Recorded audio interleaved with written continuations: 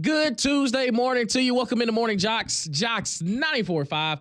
Damian Mitchell alongside Conrad Van Order. And of course, you, our wonderful listeners. Conrad back from his assignment there in Tuscaloosa. Excited to hear what he has to say about the first day of spring practice for the Alabama Crimson Tide. Sanford also kicked off yesterday as well. So now we're turning the page. Everything that happened in 2024 for your favorite football team. Hey, it's time to turn the page. We're looking forward. It's 2025, a new year, expecting to have some fun. Just Conrad, overall, you were there. You got the lay of the land. Are we pretty much banking on Alabama making the college football playoff after the first day of spring training? Sure.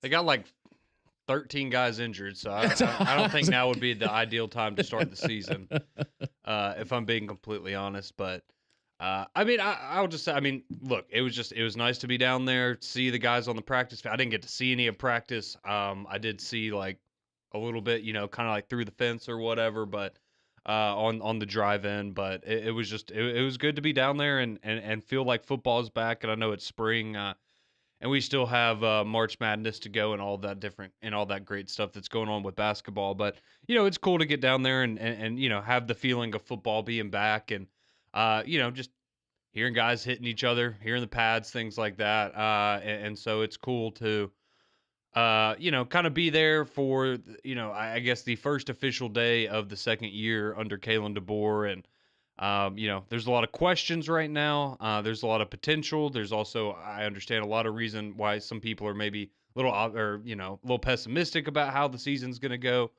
in certain things. I know, obviously, the quarterback situation, similar to a couple of years ago, and then again with Tua and Jalen, is going to grab a lot of the headlines, and as it should. It's the most important position on the field. But I would say overall, I thought it was a very par for the course first day of spring practice, right? You're really not going to hear a lot from these guys. They haven't had a ton of opportunities to see a lot of these guys. Sure, they see them in the weight room and doing different things here and there, but this is the first time they've actually been on the field together.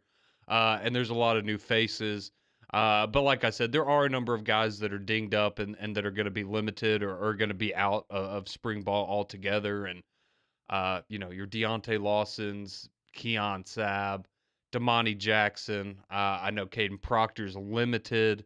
And so, some of your, I guess, bigger names of guys that are returning and guys that you would expect are going to be good to go for the regular season. But at least here in the spring, you would think that would give some opportunity for some younger guys and some people to get reps that maybe they wouldn't normally be getting. And, hopefully that's something that maybe that comes into play later in the season from a depth perspective. So, but yeah, I would say so far so good. As far as day one goes, you didn't get anything crazy from Kalen DeBoer.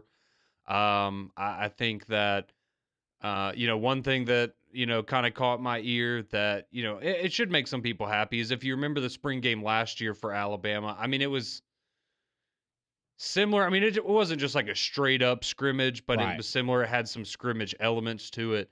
And we know that they're going to have a modified spring game this year. And based on what Coach DeBoer said yesterday, it seems like it's going to be somewhat similar to last year's. So there are still going to be scrimmage elements to it, was my takeaway from it. But he did say it's kind of a fluid situation just based on the depth. And, if they have a bunch of guys get injured in spring practice, it's probably going to limit what they're able to do for A-Day and that kind of stuff. So I thought that was interesting, but it does seem like if you thought you were just going to get people, running shuttle drills or something out there on the field for 2 hours, it does seem like you would get, if you go in person, you're going to get some sort of in-game action for these guys. But other than that, he got asked about the quarterback situation. Didn't really have a whole lot to add to it's it. day one. Yeah, exactly. It's just, what you want to see from the quarterback, obviously consistency, leadership in the huddle, putting the ball up where it needs to be on time, just again, very basic stuff. Nothing too crazy there. You did mention Alabama did put out their practice footage yesterday. They did. And I think everybody was very excited to see a couple of throws from Keelan Russell. They look good. They look good. They look good. Right. A lot of people look good in, shorts and a jersey. All Americans. Yeah. And again, he looked good. What else would you expect from a kid that was is hyped up and as coveted as he was coming out of high school. So we'll see, but it's good to see a little bit of that action. But I'm just going through some of my notes here from yesterday. We talked about Ryan Grubb a little bit and how Nick Sheridan staying on staff kind of helps Ryan Grubb be able to have more of an overseer role at the offensive coordinator position, and it allows him to, because he's worked with the offensive line a lot during his coordinator time with DeBoer, and so with Sheridan being the quarterback's coach, he said it kind of just frees up Grubb to go back a little bit to what he used to do and have a hand in the offensive line play, but also just kind of the offense as a whole. He doesn't have to focus just on the quarterbacks because of Sheridan being there. Let's see. In terms of freshmen, he did bring up Michael Carroll as a guy on the offensive line. He was a 5-star recruit coming in this year. As again, with Proctor being banged up and some other guys being banged up, like he's somebody that's maybe going to get some reps. Maybe get some reps with the ones. We'll see about that moving forward. But he certainly seemed pretty high on him, and like that was a guy that could come in and potentially get some playing time this season, depending on how he continues to develop. Tight ends a little thin right now because Danny Lewis is out with an injury, so you got Cuevas is kind of their guy right now, and then they've got a bunch of younger guys that are going to have to step up because Dupree and Oots obviously are heading to the NFL. He said he was a fan of the Fox documentary. If you haven't gotten to see that, he said he thought that was pretty cool. I was actually pretty impressed. He said that they only had one camera that was filming everything, and so it wasn't very distracting. I was like, oh, that's kind of different than what we've had with Hard Knocks and even some of the stuff that we've had up here at times. You're just like, man, this is full-on production here. And so to find out that they were able to do that with just one camera was pretty cool. And then, on the wide receivers, he was very high on the wide receiver. There we go. And he talked about Isaiah Horton, the guy that came over from Miami. Said that he had some good length for Alabama because he's a big guy, and that was kind of their focus going into the portal was to get a big target, and that's what they got in Horton. He said some good things about Jalen Hale, who was hurt last year, but looks like that's a guy that we were expecting him to contribute last year until he got hurt, and so definitely seems to be a guy that they have high expectations for this year. And then he also mentioned a really young guy in Derek Meadows.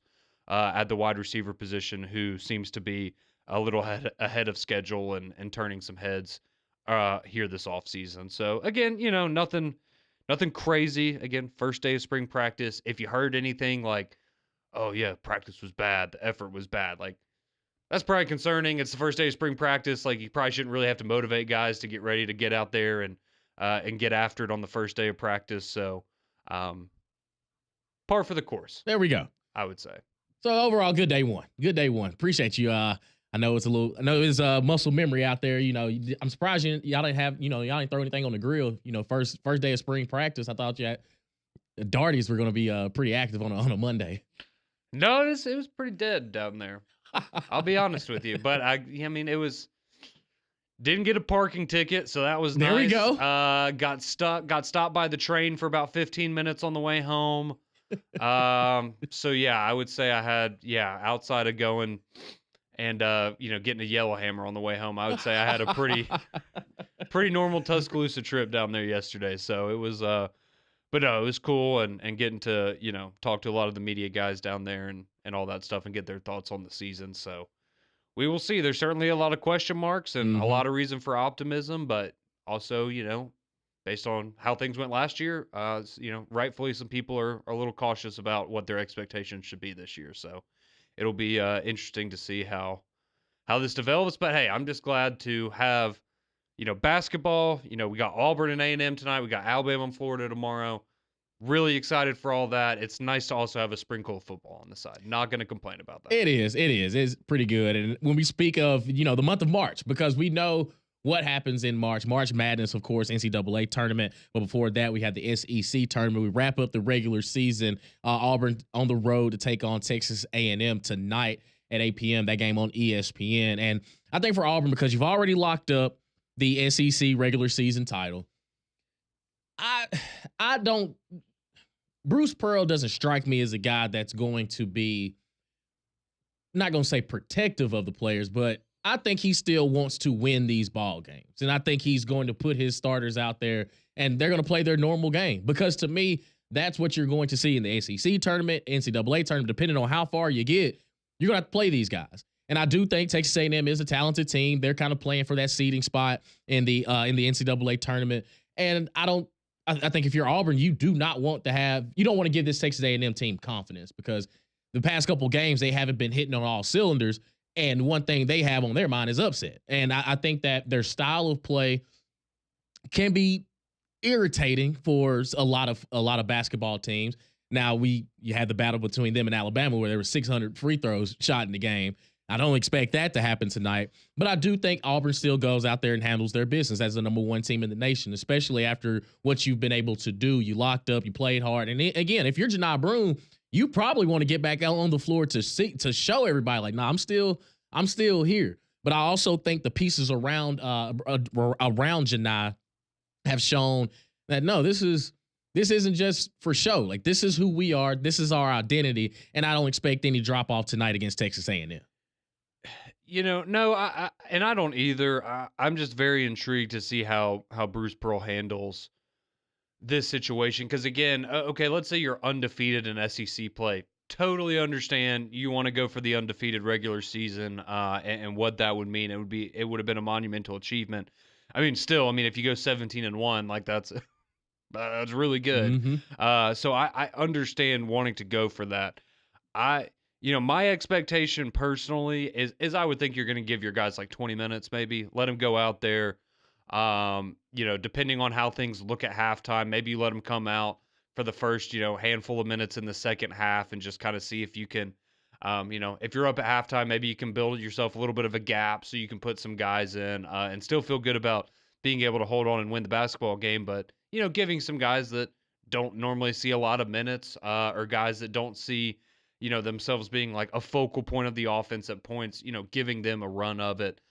Just because, wow, I don't think, I certainly don't think you want to just rest them and, Right. Rest them these last two games and then potentially, even in the SEC tournament, because the last thing you want is for these guys to not have played, for a week and a half or whatever going into the NCAA tournament. So I definitely think you want to give them an opportunity to go and play. But, also, and this goes for any team right now, the most devastating thing that could happen is you're playing in a game like this, somebody gets hurt, and then you look back and you go, well, hindsight's 2020, but that game didn't mean anything. And now, we're missing a big piece for the postseason run. And so that's obviously the fear. Granted, you can, trip on the stairs leaving your house in the morning and get hurt, right? So, you can't be, too protective in my opinion. But I think you need to give, take the guys out after a little bit. Don't make them play a full, don't put money in my for 30, 35 minutes, anything like that. But yeah, I'm just intrigued to see how it's going to go. Cause you brought up an interesting angle to it as well, which is, the last thing you want, especially with Auburn just being as good as they've been and being the number one team in the country, regardless of if Johni Broome plays 5 minutes or 40 minutes, if Texas A&M wins that game, that's going to give them some confidence, right? Hey, we just beat the number one team in the country. Okay, maybe that's exactly the shot in the arm that we needed going into postseason play. And then, do you want to find yourself in a situation either in Nashville or in the NCAA tournament where you're playing a team like that and you're like, man, well, maybe if we haven't waved the white flag in that game, they wouldn't be have this confidence right now and be having all this momentum. So I do think that's an interesting angle to it as well, of just kind of wanting to continue to assert your dominance. But I do wonder if, let me put it like this. I will be interested to see in terms of, let's say he lets the starters play 20 minutes tonight. Are you then letting them play 20 minutes against Alabama on Saturday? Or is that a game where you're saying, right, yeah, this one means a little something, so we're going full force. Like we're throwing everybody at them. Or do you approach a similar, a similar tactic that you see tonight if they end up resting some of their guys for a little bit? So definitely intrigued to see. I don't think there's a right answer. I don't think that there's a wrong answer. I just think it's interesting because, there's a lot of people that seem to be on both sides of the coin, and I understand both arguments in terms of getting rest and letting your guys continue to build on their momentum. So, that's the kind of mental, I guess, aspect of coaching that I think could be a little underrated at times, and it'll be very cool to see how Bruce Pearl decides to handle that. But, I'll be honest, I think an Auburn team at 75% of their capabilities should really have no problem with Texas A&M. So we will see, but you got to go on the road, so that makes it a little trickier. Absolutely. Right now, Auburn, a 5.5 point favorite.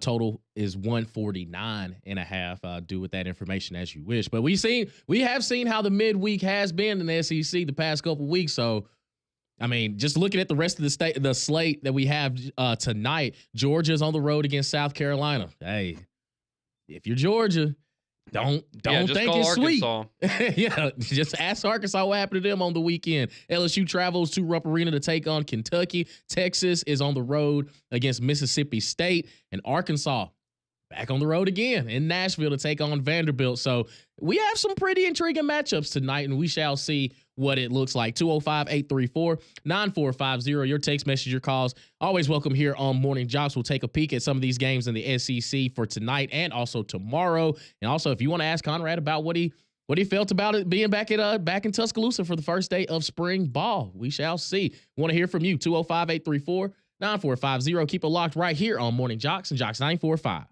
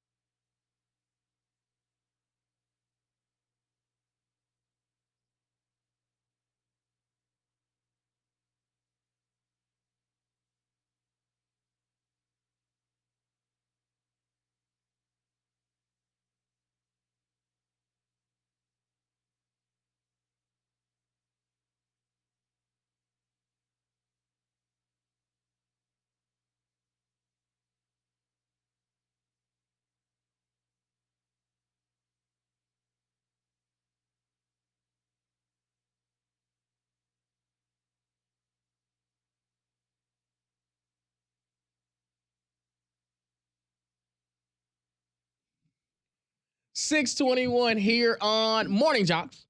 Jocks 94.5, Damian Mitchell, Conrad Van Order, and of course you as well, our wonderful listeners, 205-834-9450. Taking a look at what Auburn has on the schedule tonight as they travel to College Station to take on the Texas A&M Aggies. Just getting to your reaction here on the Jocks text line. Somebody texted in, Auburn has not lost their way from Neville in the SEC this year, and we will win tonight. WDE. Yeah, I mean, that's the expectation. The biggest thing is just don't take these teams lightly. Don't take Texas A&M lightly. Because I do think, I mean, outside of Wade Taylor, you don't have to really worry about too much, but they're very similar to Mississippi State. They just play ugly. Like it's not a wonderful watch to watch them play basketball, but what they do on the defensive end, they're just pessimistic. Like they're pissed. They're just always around the ball. They're smaller, but they do play defense. They have the exact identity of Buzz Williams. Like they're just gritty, go get guys, and they have a true baller in Wade Taylor, who's pretty much the engine. If he's not getting going, then you're kind of you're playing with house money because you're banking on all these other guys to beat you. And it's not like I'm not going to say they can't, because they're ranked in the top 25 for a reason, but their focal point is definitely Wade Taylor. And this man's been playing basketball for feels like 5 years. Yeah, he has been there. He's certainly been there for a while. And again, it's just a situation where, and I know he's been injured at times this year, but he also just hasn't been the Wade Taylor that, we've seen the last 3 years or so here in the SEC, and that's been a problem for Texas A&M.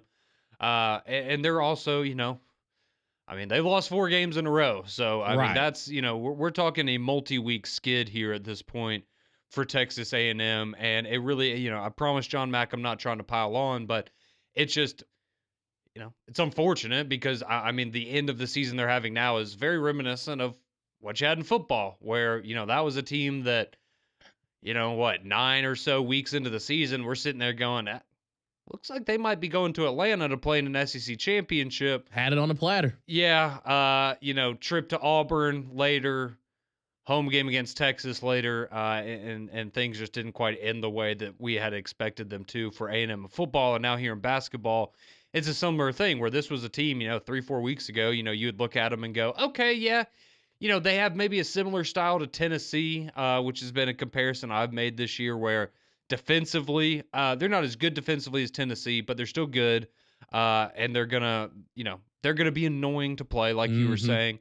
And, just like Lanier for Tennessee, typically, Wade Taylor kind of, if he has a good game, you're probably going to win. If he has a bad game, it's going to be an uphill battle for you to find a way to get the W. And so for them to now be on this 4-game losing skid after looking like, all right, this is one of those teams that, could very easily be, a Sweet 16, Elite 8 type of team, just not playing good basketball right now. And again, like you were saying, Damian, this would be an absolutely monumental win in terms of getting them confidence going into postseason play here. But, I mean, Auburn's just so good. Like, again, if you're telling me I'm going to get Johni Broome for 20 minutes, okay, he's probably still going to give me, 14 and 9 or something in 20 minutes.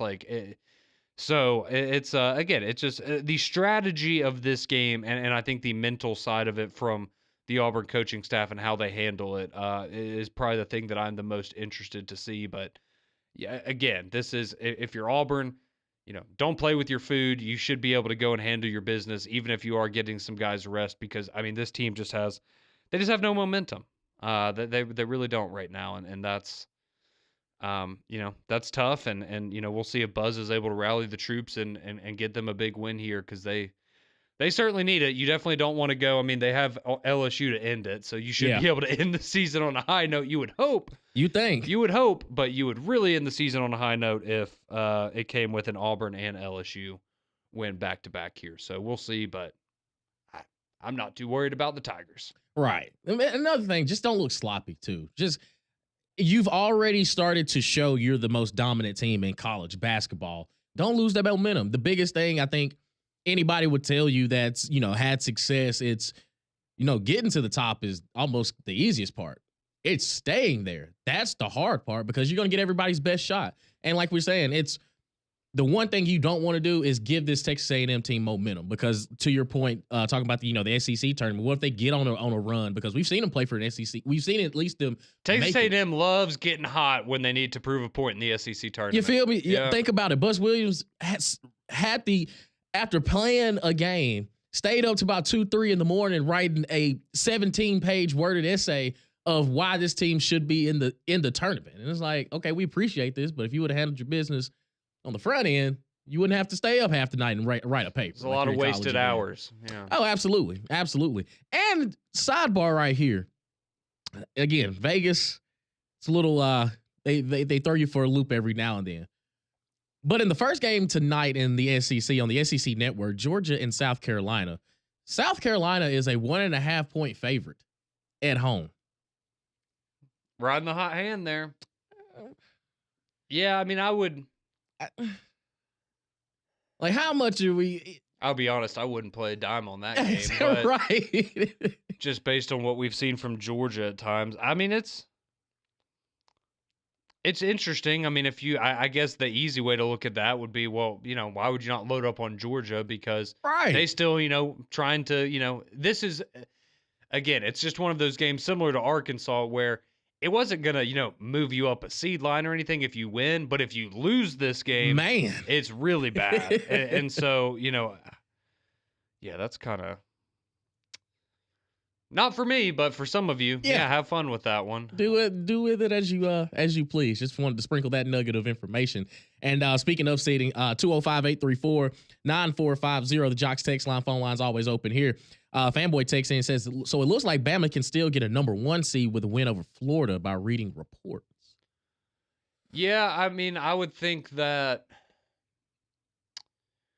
it depends, right? Because I think if everyone else ahead of them wins out the rest of the way, it's going to be tough for Alabama to find a way, to jump back up there. Now, if Tennessee were to lose one of their last 2 games and Alabama beats Florida, then yeah, I would think that would put you up there.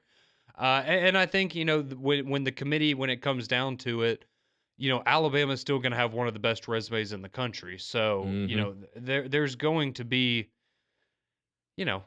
I wouldn't say there's not an opportunity at all. I will say this. I think if you beat Florida and Auburn, there's no way they can keep you off the 1 line. In that sense, even if everybody else wins ahead of you, I think at that point you may just force yourself to jump back over Tennessee, or maybe Houston. But yeah, I mean, I think getting a win tomorrow is again, it's very important. If you win tomorrow, if you're Alabama, you lock up a double bye in the SEC tournament, which is very important. You don't have to play until Friday. Obviously, you give yourself a boost in terms of getting back to potentially being a 1 seed. And the other thing that I wasn't aware of until yesterday is apparently tomorrow night is a senior night. And according to Nate Oates, he wants to honor them after the game. So, okay, a little different. I would suggest you win that game. It's just like, that's an interesting game to choose, and we're going to do it after the game. Okay, that's kind of different, but yeah, so there's a lot on the line for Alabama tomorrow, but a win tomorrow would certainly go a long way towards getting them back onto the 1 line. But, and again, at the end of the day, yes, do you want to be a 1 seed? Sure. I don't look at it as that drastic of a difference for being a 1 seed versus a 2 seed, but yeah, I mean, sure, if you have your way, you definitely like to be a 1. Absolutely. And then just some games last night. Duke knocked off Wake Forest 93-60. Cooper Flagg 28-8-7. And everybody's saying 1 more year. Big dog, you're the number 1 overall pick in the NBA. Go get that bread. Yeah, I saw he said something a few weeks ago about how he was considering coming back, and while I would normally applaud that, if you're going to be the number 1 overall pick in a sport, you have to leave. Yes, sir. And you have to leave because, again, the last thing that you want is some sort of injury happens, something where, and even if it's not a long-term injury, but something that hurts your draft stock. And, I definitely would like the money from being the number 1 overall pick more than being, the 10th overall pick, for example. So, but I do think, with you bringing that up, I do think that adds another potentially wrinkle to Auburn and how they handled these last few games, right? Because, okay, the team comes first. You are focused on winning a championship. It is in the back of your mind, if you are Bruce Pearl, that you have a player on your team who is neck and neck trying to win the National Player of the Year award. Yep. Does that influence how you use Johni Broome, how many minutes you give him? Is it you're making sure that he's getting his looks, even if he's only playing 20 minutes? All right, for 20 minutes, we're going to try to load up Johni and make sure that he can go out there and, again, just have a double-double, something like that, to where he can kind of keep pace, because it's unfortunate that this is the way that things work. But, you would have people making an argument. Let's say he sat out these next 2 games to get healthy or to be 100% for the postseason. You're going to have people, we got hurt. He missed some games early in the year. Right. Then he had to rest again at the end of the year. Can we really give a guy like that the Player of the Year award over Cooper Flagg, who's been playing down the stretch here? I think that's a stupid argument if that's one you want to make, but that's got to be in the back of your mind if you're Bruce Pearl a little bit, right? Like, Yeah, you want your guy to get the award. Exactly. That's why I was saying, it's how much do you just give Johni the green light? Like, how far do you really push him? Do you say, all right, if we're up by 15 or 15 to 20, I'm gonna sit you down? But also, we gotta let Ford get his. And I agree with you 100%. It's especially after the last game where he only got 9 points, and it's okay. Can you turn this thing around so we're not questioning what's going on the backstretch? So how many points can you get in 20 minutes, big dog? And you've got the green light. See, I look at it as, and maybe there's other people that vote on the award that would view it this way too, but okay, so a player's able to, hypothetically, again, if this were to happen, a player is able to sit out the last 2 games of a regular season because they have been so good and their team has been so dominant in the toughest conference that they locked up the regular season title with the games left on the schedule, and that opened them up to rest and not play as many minutes down the stretch. That, to me, should be a bullet point on the resume for winning a National Player of the Year, because it shows how impactful you were and how well your team performed this year. And I think that's honestly something that should be held in your favor, not held against you potentially in terms of, well, this guy played 31 games and this guy only played, 25 games or whatever. I think that's kind of dumb, but that's the way that things work. But, hopefully he's able to, get his. And I certainly think he's deserving of the award. If I had to vote for it, I would vote for him. I'd vote for him right now. Yep. So hopefully, he's able to continue that down these last couple of games, and the voters don't hold anything against him if Bruce Pearl decides to rest his legs a little bit. Absolutely. Also, last night, Houston knocked off Kansas 65-59. Houston at least clinches the share of the Big 12 title. I think we know how Houston is. We've seen them, and it would be interesting if they matched up with Auburn again, because I do think that game would be interesting.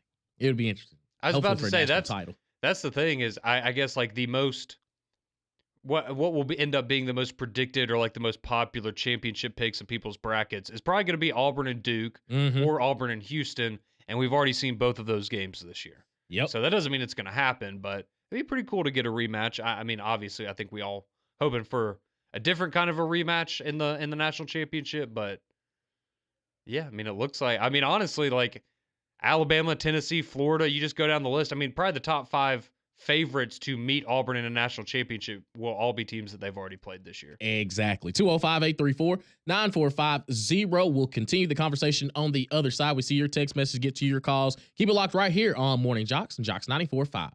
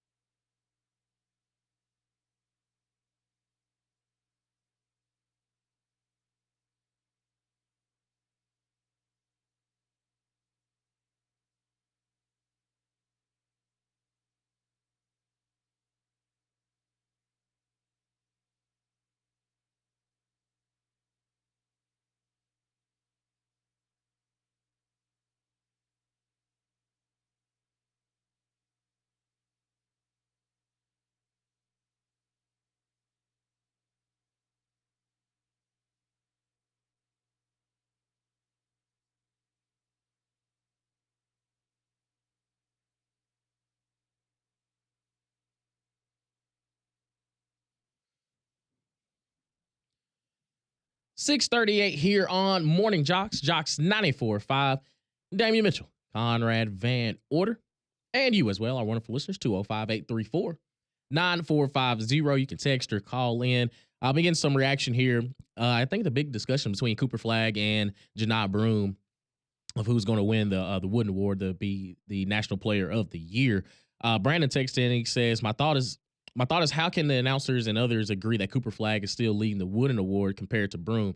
How can you compare Auburn's record against quad ones compared to Duke's schedule of no top 25 teams?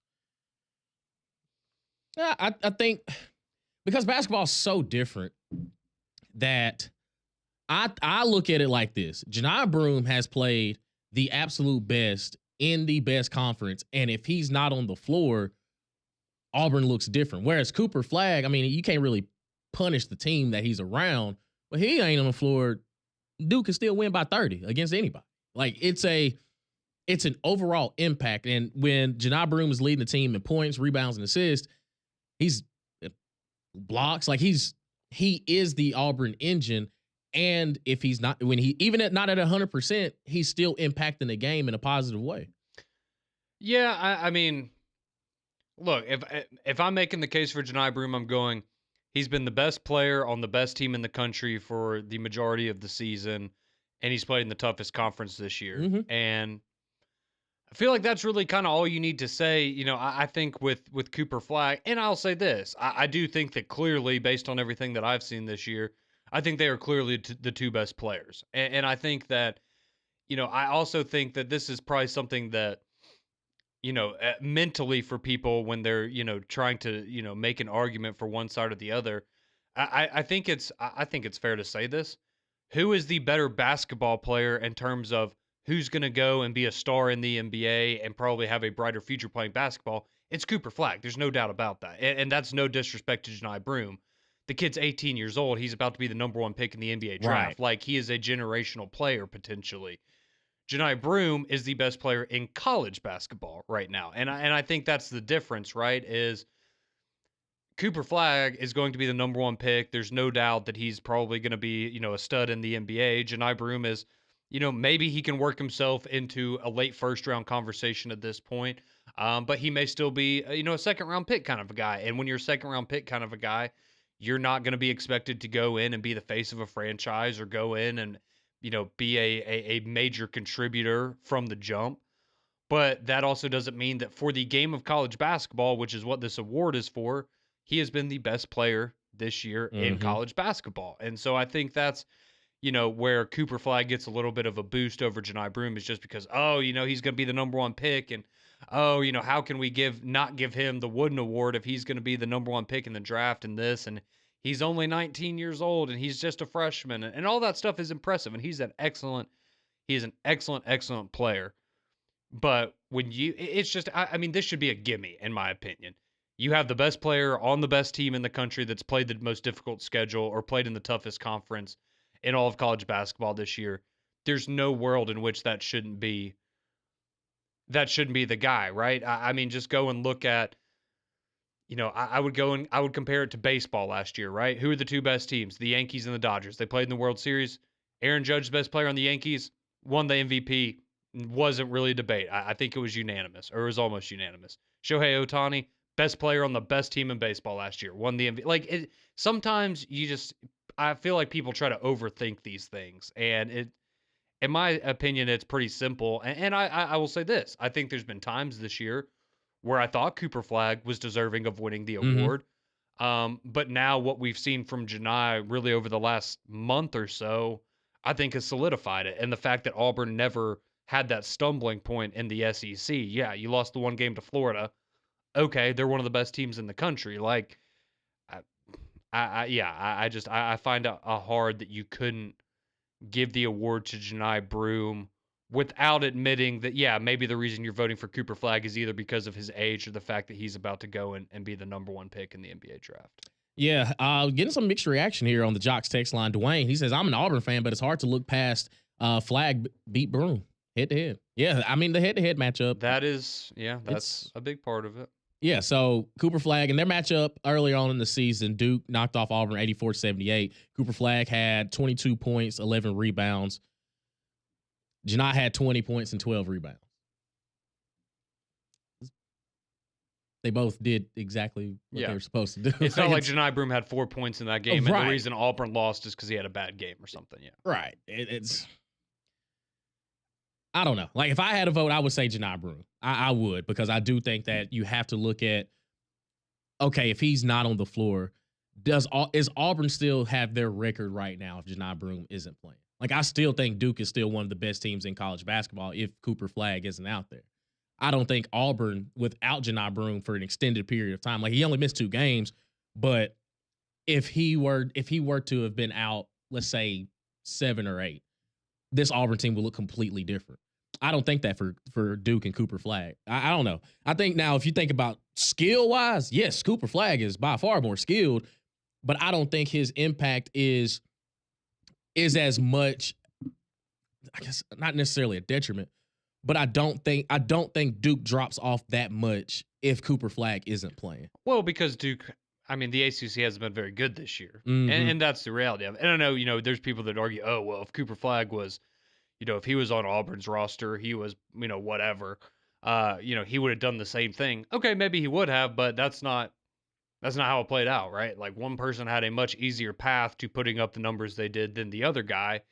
And when you look at numbers and it's, it'd be one thing if Cooper Flagg was averaging, 27 points a game and Johni Broome was averaging 18 or 19 points a game. Like if there was a huge gap from a statistical standpoint and you could make the argument that what Cooper Flagg did in the ACC was still more impressive, sure, I'll have that conversation with you, but that's not the case. Like their numbers, there's not that big of a gap between what Cooper Flagg and Johni Broome have done this year. And so I think when that's the case, okay, maybe you want to go to the head-to-head, but I would still look at the full body of work of the season and who had the tougher path to putting up the season that they did, and that's clearly Johni Broome. Absolutely. Let's go to the phone lines. Larry wants to talk to us this morning. What's going on this morning, Larry? Hey, guys. Enjoy the show always. I just want to ask you one question, and I'm kind of changing the subject because y'all are a sports show. I was just wondering, guys, if y'all keeping up with it, because I don't get to keep up with it much, but how are Bama and Auburn doing in baseball? And just hang up and listen. Thanks, guys.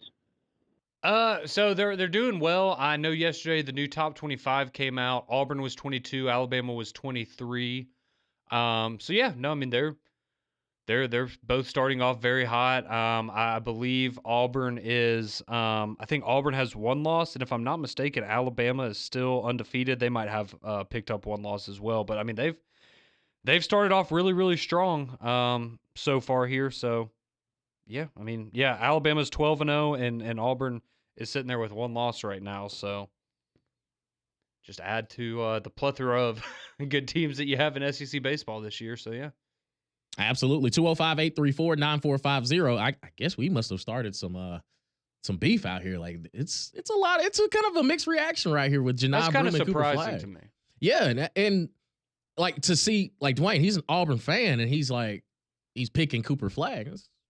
Yeah, I know. That's the surprise. Now, if it was a bunch of Alabama fans just going, oh, yeah, Cooper Flagg's way better than Johni Broome, okay, whatever.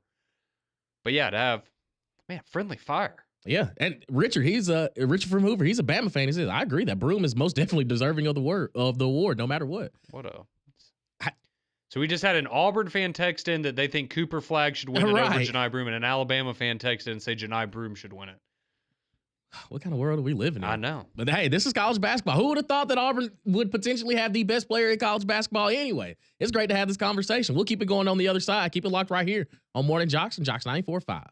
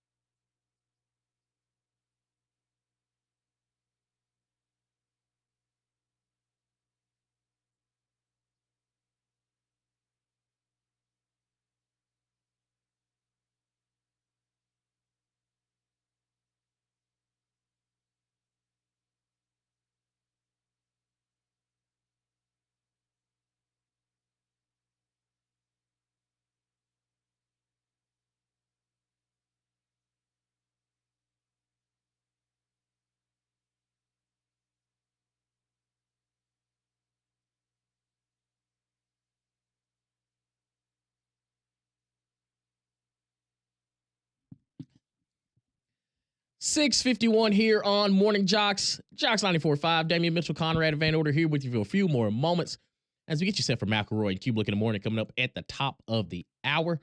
And then live from Social Taco, 3-man front from 10 to 2. And then Paul Feinbaum, the Paul Feinbaum Show from 2 to 6 here on Jocks 94.5. The big debate is Cooper Flagg versus Johni Broome of who should be the player of the year. And when you look at their stats. Just to recount the standings real quick, we have Auburn fans voting for Johni Broome 0, Alabama fans voting for Johni Broome 1. Yeah. That's what we're getting. And like, so somebody texted and says, I'm not hating, but Flagg is way more important to his team. Auburn is just too good. I don't know. I mean, I don't think that, I'm maybe not quite where you are in the sense that I mean, Duke, okay, first off, both teams would still be top 25 teams without either of the players, in my opinion. Mm-hmm. But I don't think either of them would be, top 2 or even like top 5 teams without them. So, I mean, I do think Cooper Flagg is very important. But again, it's just for Johni Broome to come back and to have the offense run through him. I mean, he is the focal point of that team for Auburn. I know Cooper Flagg is for Duke too at times, but I just can't get over the fact that he has done that against I mean, this is the most difficult conference schedule I can remember for any conference in the last decade. Yeah. And he's shown up and shown out. And he's doing it while he's not 100%. That's right. Another thing that I don't think he's going to get enough credit for is, I mean, when we've seen him go off these last, 6 weeks or so, he still isn't 100%. Nah. Which is crazy. Right. And I get it. A lot of people saying, Cooper Flagg got the USA invite and things like that. I don't think he is a more skilled player. Exactly. Yeah. I know Cooper Flagg is more skilled, but I just don't know if he has the impact that Johni Broome has had for Auburn in a situation where he's a big man doing this. And I don't know. So Johni Broome is averaging a double-double in the SEC. 18 points, 10 rebounds, 3 assists, 2 blocks. Cooper Flagg, he's averaging 19, 7 rebounds, 4 assists, a block and a steal. Both shooting about 50% from the field. I don't know. It's hard for me to watch both of them play. And yes, again, I understand that Cooper Flagg is more skilled, but when you're looking at Johni Broome of just his overall impact on this Auburn team, and again, he's not at 100% and still going out there and dominate. I don't know, for a sport that we've seen the big man kind of be obsolete, he's bringing back the old school way of, hey, it's running through the big guy. He's getting it on the block. He's searching for other teammates. I mean, I don't know. But it's a great, the thing is, I wouldn't be surprised if either one of them won because they are 2 of the best players in college basketball. No, and it's not like if Cooper Flagg wins the award, it's, blasphemy and, it's a joke to college basketball or anything because he is an excellent player. It's just, again, yeah, sure. And I know, people, you have SEC bias, things like that. Well, yeah, I mean, come on. I don't know. But is it really biased when it's the best conference and has the most competition? And you know what I'm saying? Yeah. It'd be one thing if we were on the ACC side of things trying to puff our chest out and talk about how great the ACC is actually really underrated. No, I think we all are aware how good the SEC is. Hey, Bennett brings up a great point. How many times have we seen Johni Broome not finish the game because Auburn's handling their business? Cooper Flagg's still out there. Mac and Cube, they're next.